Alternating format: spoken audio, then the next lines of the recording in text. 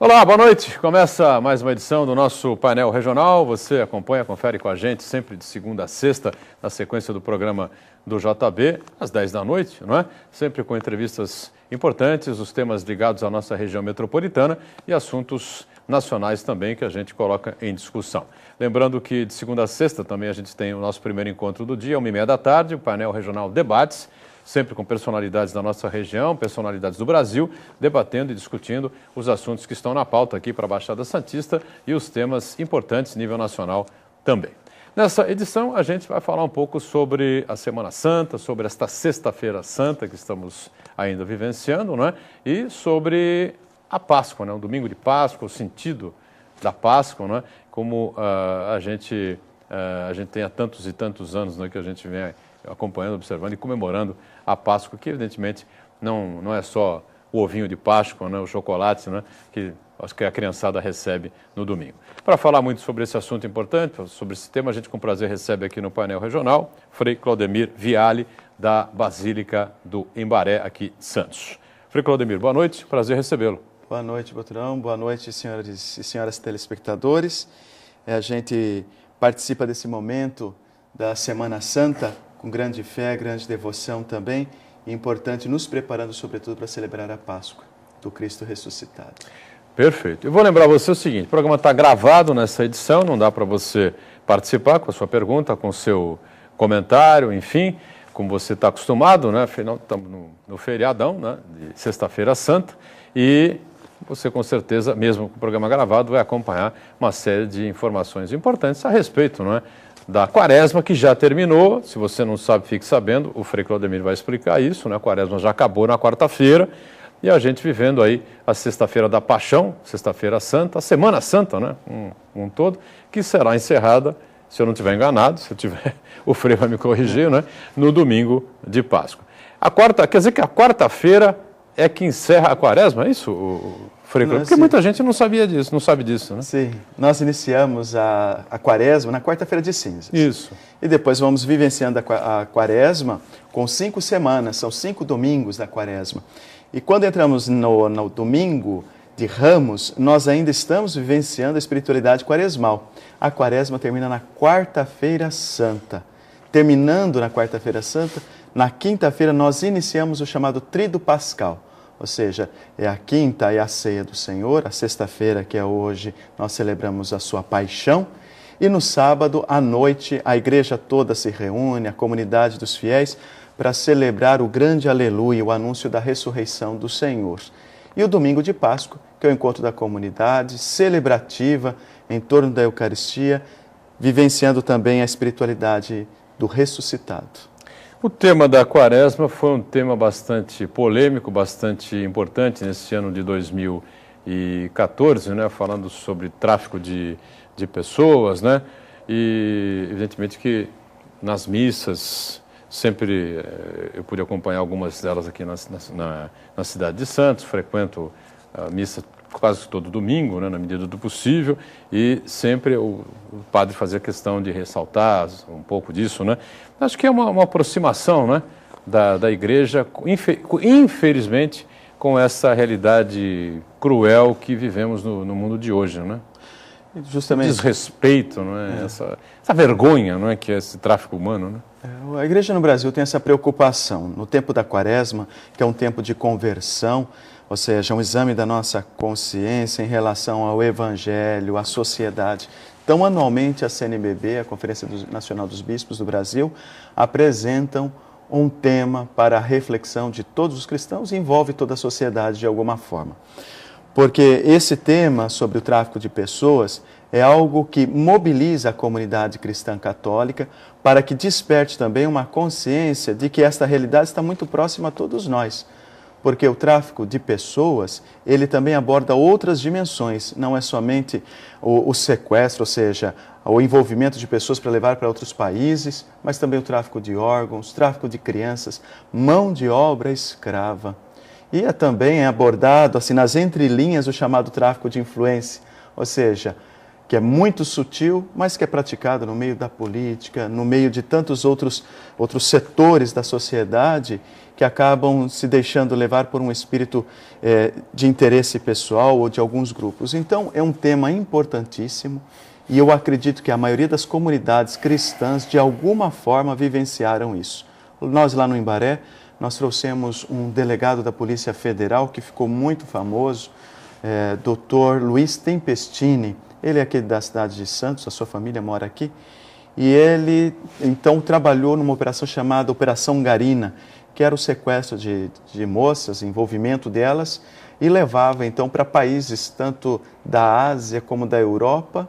Anualmente eles movimentavam um mercado que gerava milhões, até 100 milhões de dólares, e sempre tendo o Brasil como um país de origem, levando essas mulheres para esses locais. E lá, então, elas eram ludibriadas, saíam daqui pensando que iam ser modelos ou trabalhar num determinado trabalho, como lojas, alguma coisa assim.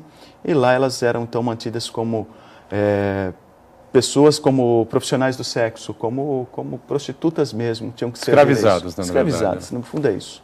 Pois é. Um drama que... Teve uma novela da Globo que registrou isso, né, não faz muito tempo, né? O sucesso da novela não foi tão alto assim, porque parece que o público não se identifica muito, né, com essas realidades cruéis aí, né, do dia a dia, né? Mas acho que a igreja fez muito bem, né, em tocar nessa ferida e colocar em debate essa questão, porque é algo que pode alertar a todos de uma maneira mais clara, me parece, né? E o atual Papa tem essa preocupação, porque uma das primeiras viagens que ele fez para fora do Vaticano foi justamente a uma pequena ilha chamada Lampedusa. Ali é onde centenas de imigrantes ali da África, da Ásia, vêm para esta ilha para tentar uma ponte, uma saída para chegar até a Itália e então ter a porta aberta para a Europa. Então muitos desses imigrantes acabam perdendo a vida, famílias inteiras morrem ali naquele mar Mediterrâneo atravessando. Até dizem os críticos europeus que o Mediterrâneo nessa região é um verdadeiro cemitério de tantas pessoas que, com a esperança de uma vida melhor, fugindo da fome, da guerra civil, de situações bem sofridas mesmo, de miséria humana, buscando a esperança no continente europeu e perdem suas vidas. Então o Papa Francisco vem chamando a atenção e, é claro, também denunciando essa realidade. Então nós nos unimos também a essa preocupação internacional, mas também com iniciativas locais. Por isso é importante que a comunidade local se interesse pelo tema, sim. Porque muitas vezes isso está acontecendo assim, perto do nosso nariz, diante de nós, e nós não sabemos como ajudar. E a denúncia já é um bom caminho. Sem dúvida nenhuma.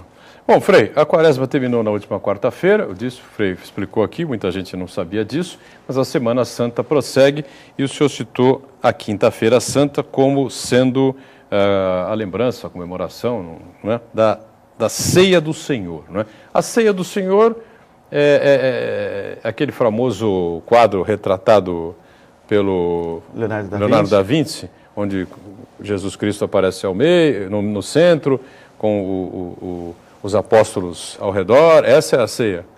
Essa é uma reprodução, é claro. É uma reprodução, claro. É uma imagem que se criou, né? É uma imagem que se criou, evidentemente, claro, que não dá para a gente saber como é que foi, mas... Nós temos em mente... Teria sido na quinta-feira.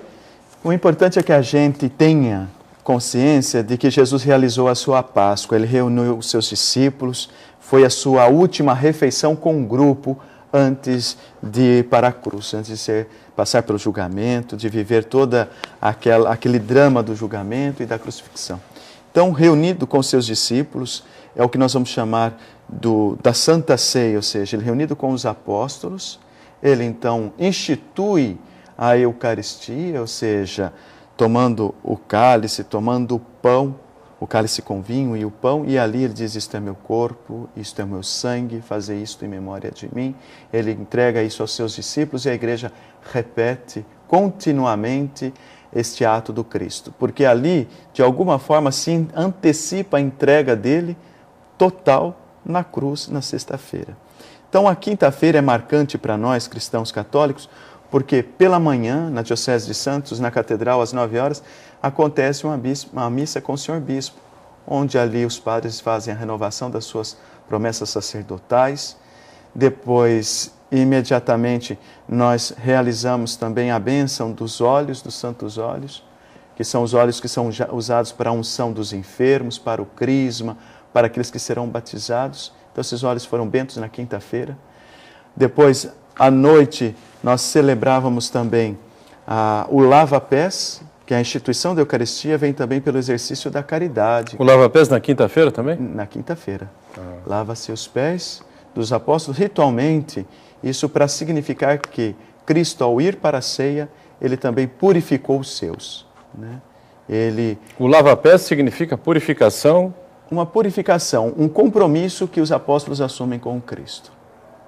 Cristo teria lavado os pés dos seus seguidores, Isso. dos seus discípulos, dos seus seguidores. Uma atitude de servo. Exatamente. Se colocou como servo. Para que a igreja seja servidora. Seja servidora, né? Fica essa mensagem, né? Entende? Então, é uma purificação, ou seja, da mentalidade. Vocês não são autoridades no sentido de uma autoridade social. Vocês são uma autoridade religiosa exercendo esse serviço à humanidade. Né? Então, quanto maior de importância na espiritualidade cristã, mais serviçal, mais servidor se torna aquele discípulo de Cristo. Nós estamos indo assim, você percebe, no dia a dia, né, da Semana Santa, né, com a participação agradável aqui e inteligente do Frei Claudemir. Temos que fazer o primeiro intervalo e a gente volta já já na sequência do painel regional. É rápido. Estamos de volta, este é o segundo bloco do nosso painel regional, programa gravado, não é? Nesta sexta-feira santa, a gente falando sobre a Semana Santa e sobre a Páscoa, né, propriamente dito, que tem aí um significado muito especial para os cristãos. Falando sobre isso, conosco, a gente está aqui com muito prazer conversando com o Frei Claudemir Viale, da Basílica do Imbaré, aqui de Santos. Eu repito, programa gravado, fica impossível a sua participação, mas você está acompanhando uma série de informações de detalhes importantes, né? Comentários importantes e informações por parte do Frei com relação à Semana Santa, não é? A Sexta-feira da Paixão, Sexta-feira Santa, como prefiram, e daqui a pouquinho a gente vai entrar propriamente dito na questão da Páscoa, né? Nós estamos indo aí dia a dia, né, Frei? Passamos pela Quinta-feira Santa e entramos na Sexta-feira Santa, que é um dia extremamente triste, né, para o cristão, triste para os católicos, inclusive se prega sempre um silêncio, né, dentro de casa, respeitoso, né, pela crucificação de Cristo. O significado é esse mesmo ou Cristo não tinha essa pretensão? Enfim, qual é a avaliação que a gente pode ter? Nós sempre, na nossa catequese, nas homilias, a gente ensina a comunidade de fé que a Semana Santa não termina na sexta-feira, ela termina no Sábado Santo. A sexta-feira é a celebração da paixão do Senhor. Por amor, Cristo, ele assumiu a sua missão de revelar ao homem que, passando pela dor, pelo sofrimento e pela morte, a vida é um grande mistério. Não é? Não é a morte que é um mistério, é a vida. Então, a paixão do Senhor é um dia de silêncio, de reflexão, de oração. Também é um dia de encontro. É um dia que nós devemos nos encontrar com as pessoas, refletir sobre a nossa vida, sobre a nossa fé, como nós estamos vivenciando o nosso discipulado, nosso seguimento de Cristo. E Ele, que tanto nos amou, Ele também, por amor, Ele vivenciou a morte, passou por ela, fez da morte uma passagem da vida para a vida eterna. Né? Silêncio, reflexão, oração. Eu me lembro quando era menino, né, que faz um tempinho já, mas a gente tinha realmente isso, né? As famílias realmente se preparavam para silêncio, para reflexões, para orações, essa coisa de não comer carne, essa coisa toda. Isso hoje escapou um pouco, né? A Semana Santa hoje tem um significado muito mais assim de folga, não é? De possibilidade do sujeito viajar na quinta de manhã cedo, se livrar do trabalho, enfim. É natural que isso realmente tenha acontecido tantos e tantos anos depois? Ou é este dia a dia tresloucado, não é, que as pessoas vivem hoje em dia, essa disputa por espaço, por mercado de trabalho, o estresse em que todo mundo está envolvido aí. Como é que o senhor vê isso? A Sexta-feira Santa não é mais um feriado, né? Eu acredito que ele assume um outro sentido, porque no ano, né, nós temos a graça de ter uma semana no nosso calendário civil que é santa, né, uma Semana Santa. E nessa Semana Santa, um dia onde podemos parar, né, numa realidade tão dessacralizada, com a perda da espiritualidade, o secularismo, eu acredito que ainda é um dia para que nós possamos, sim, nos calar, ouvir mais. E mesmo que se faça as suas viagens, os seus lazeres, não tem problema nenhum, aproveite. Mas, ao mesmo tempo, que este feriado seja um momento de encontro consigo mesmo, diante de Deus. Né? Porque um dia a gente vai precisar desse momento e pode ser que não tenhamos. Por que não aproveitar a oportunidade? É claro que diante do mundo do trabalho, junto à família, tantas exigências que acontecem, se a gente prioriza, pelo menos neste dia, um momento onde possamos elevar a Deus o nosso pensamento, refletir um pouco como estamos vivendo em família, como estamos vivendo em sociedade, como estamos lutando pela nossa sobrevivência, eu acredito que a paixão de Cristo assume um sentido muito maior do que apenas um feriado ali no nosso calendário. E a Sexta-feira Santa, ela realmente nunca foi, eu confesso para mim, ela nunca foi muito simpática, né? Sempre significou aquela coisa da crucificação, não é? Da morte do Cristo, de certa injustiça, não é? Que os homens tenham cometido, não é? Com uma figura, vamos dizer assim, um filósofo, não é? Que andou por aqui, que só pregou o bem, não é? Era tido como um revolucionário, né, para os tempos em que ele viveu, né, mas que nada mais fez do que pregar o bem entre as pessoas. Então aquilo ficou muito marcado para mim, acho que para muita gente também. Então a Sexta-feira Santa sempre ficou uma coisa assim meio antipática, uma coisa assim meio complicada. Não sei se tem outro significado aí na cabeça do Frei, né? Eu vivo a Sexta-feira Santa dando um outro significado, confesso, né? Claro, porque também temos as atividades religiosas próprias desse dia. Então a gente acaba vivendo talvez com uma outra intensidade este dia. E é resgatar também o sentido histórico dessa sexta-feira. Se hoje o homem contemporâneo se preocupa tanto com a arqueologia, a ciência, a cruz é algo profundamente histórico. Ali não existe nenhum tipo de lenda em torno do Cristo. É o que prova a sua existência e sua doação. Existiram testemunhos oculares de que ele morreu de fato na cruz.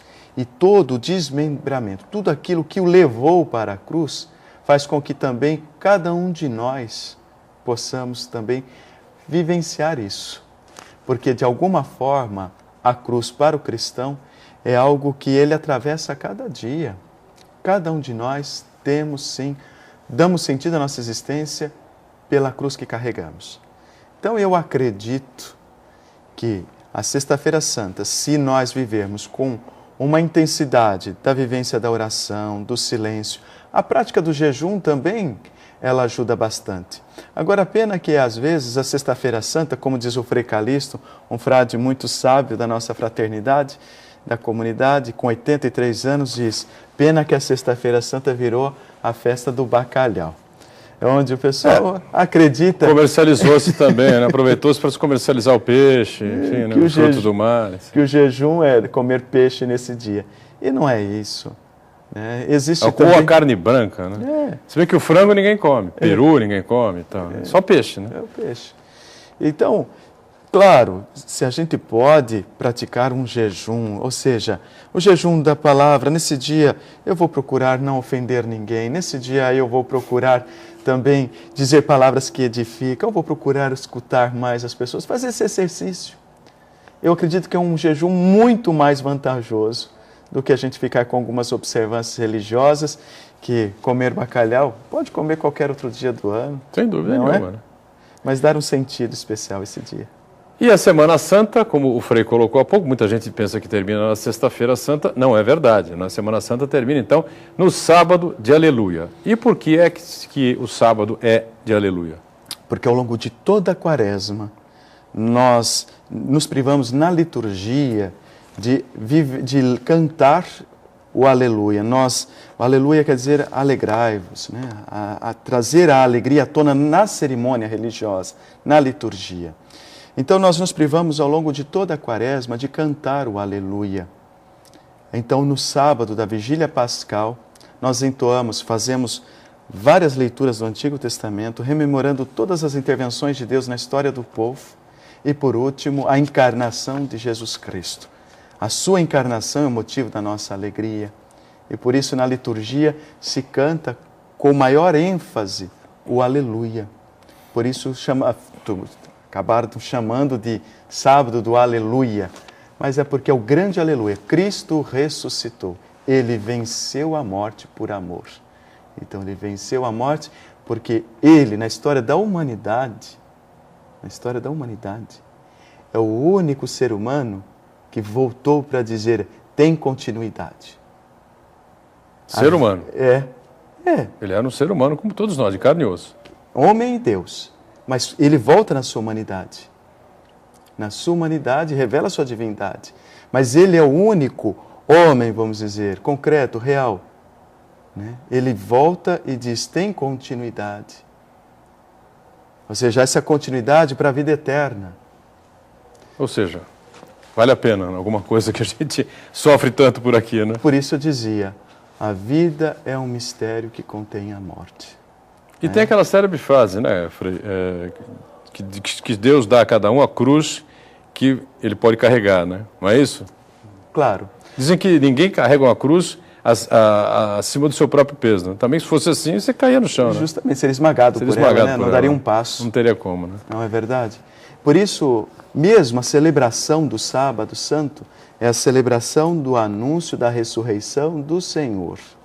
Ele volta dizendo aos discípulos, por meio de sinais, manifestando as suas chagas, ou seja, o sinal da sua paixão, e Ele então é a nossa garantia de vida eterna, de eternidade para o homem, de eternidade para a mulher.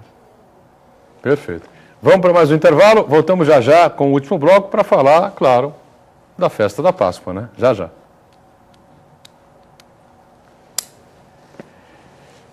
E aí, mas será que ele namorou com a Maria Madalena mesmo ou não?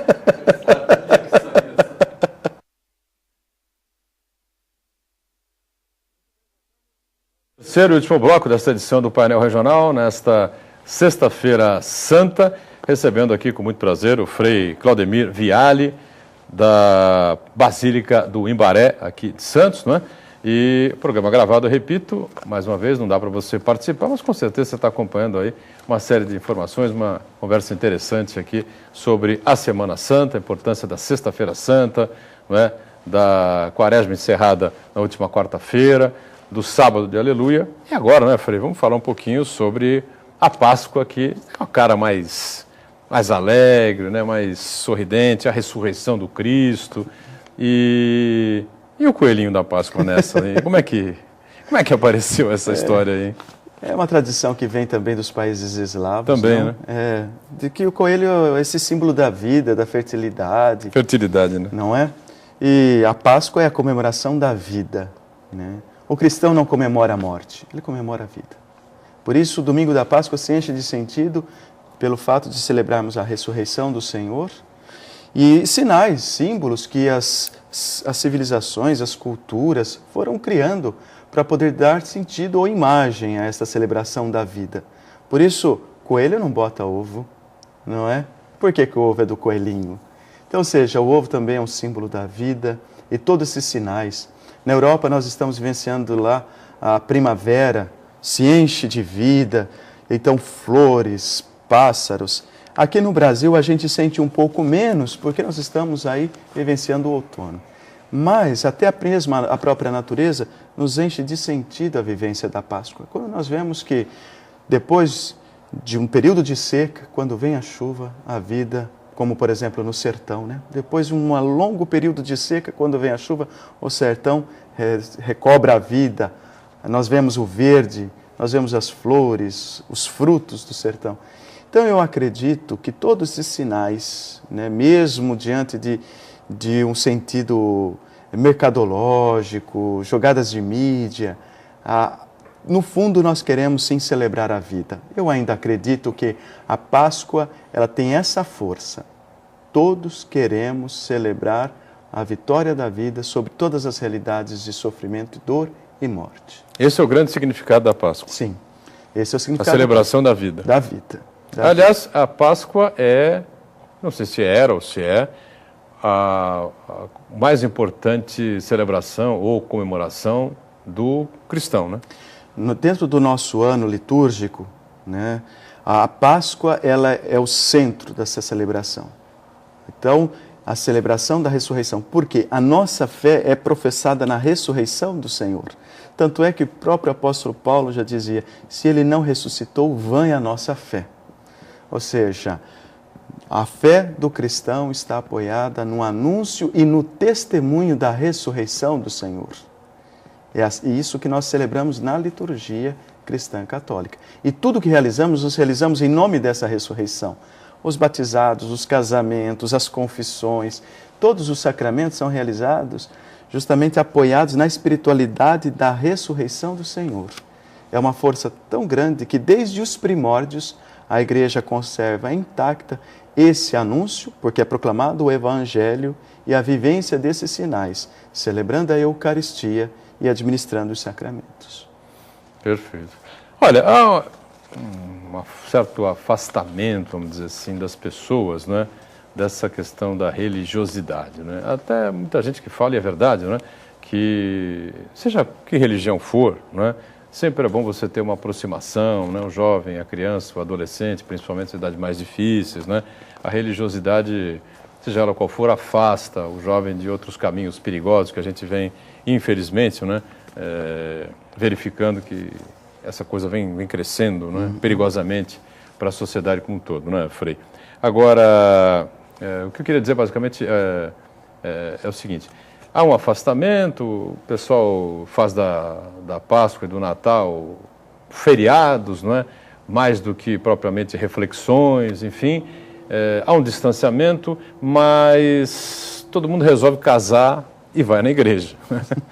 Aí nasce a criança, enfim, não sei o que, e vai na igreja para batizar. Enfim, aí, não, mas tem que fazer a primeira comunhão, vai fazer a primeira comunhão. Essas coisas não se perdem, né? É curioso, né? As pessoas se afastam, ficam meio distantes, enfim, né? Distantes do Evangelho, distantes da missa ou dos cultos, sejam lá o que for, né? Mas nesses momentos elas procuram, né, a igreja, principalmente a Igreja Católica, né? A gente retoma aqui um pensamento do Papa Emérito Bento XVI, que ele dizia assim, a fé se faz cultura e cultura ela se manifesta pela fé.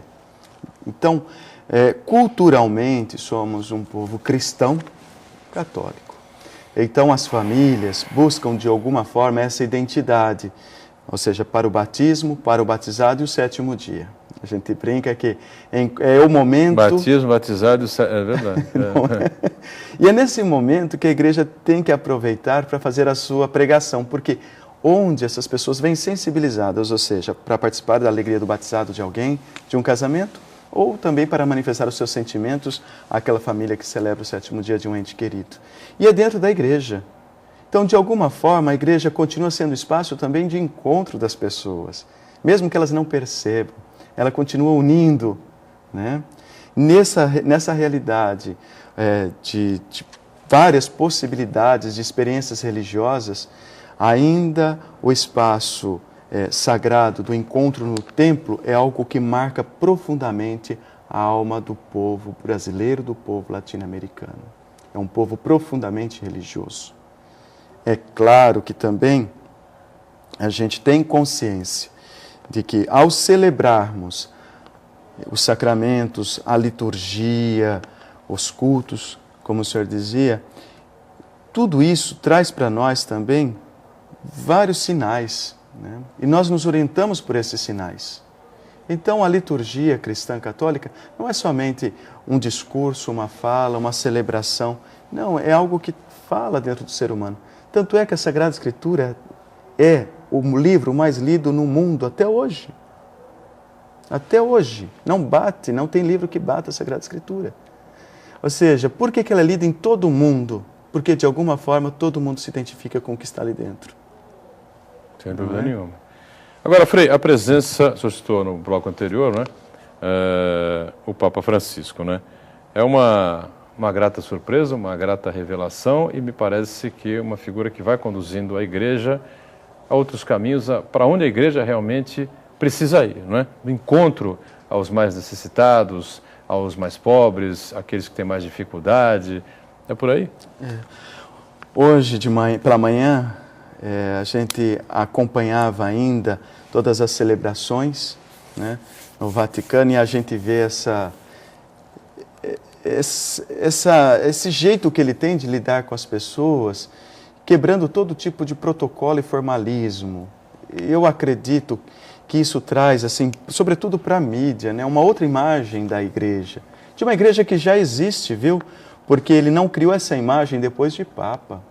Pelo contrário, como padre, como cardeal, como arcebispo de Buenos Aires, ele sempre viveu essa proximidade com o povo. Essa, aliás, é a característica dele. Né? Marcante. Tanto é que ele não foi para o palácio, ele continuou na casa que recebe todos aqueles que vão lá para os diversos serviços da igreja, morando e comendo com todo mundo no bandejão, sentando na mesa. Quer dizer, essa proximidade, essa humanidade revela aquilo que há de mais genuíno no cristianismo. Ou seja, a pessoa, quanto mais ela vive a sua humanidade, mais ela transmite a sua santidade. Então, eu acredito que o Papa Francisco, não é à toa que escolheu um nome tão significativo, porque Francisco de Assis não é apenas um santo da igreja, ele é um ícone da humanidade porque ele estabeleceu o diálogo até mesmo com religiões muito distantes da vivência do cristianismo. Francisco de Assis, ele entra em dimensões religiosas que nem o próprio Cristo entra, em concepções, eu digo. Ou seja, os muçulmanos, por exemplo, têm um carinho muito grande por São Francisco de Assis. É o único que conseguiu um diálogo de paz e teve iniciativas pacíficas. E num período de cruzadas, num período de conquistas de territórios. E é claro que o Papa Francisco, eu acredito que hoje, não é o Francisco de Assis, mas ele é um homem universal. Ou seja, fala ao coração da humanidade, essa humanidade que precisa abrir os olhos e ver, que precisa superar, sim, uma mentalidade relativista, precisa se acreditar e vivenciar valores irrenunciáveis, como família, a vida, o respeito, o diálogo. São valores que não podemos abrir mão. Perfeito. Meu caro Frei Claudemiro, foi um prazer imenso tê-lo aqui. Espero que o senhor volte em outras oportunidades para a gente discutir outros temas importantes ligados aí à Igreja Católica e uma boa Páscoa, viu? Obrigado. Obrigado, Vulturão. Também a todos que nos acompanham, uma boa Páscoa, uma santa Páscoa, à sua família e a todos aqueles que nos acompanham. Uma feliz Páscoa, que o Cristo ressuscitado e a festa da vida nos encha de entusiasmo, para que a gente possa vivenciar essa espiritualidade ao longo de todo o ano. Muito obrigado ao Frei Claudemir Viale, da Basílica do Embaré, por estar conosco. Obrigado a você que nos acompanhou. A boa Páscoa e siga aí com a programação da TV Santa Cecília. Tchau.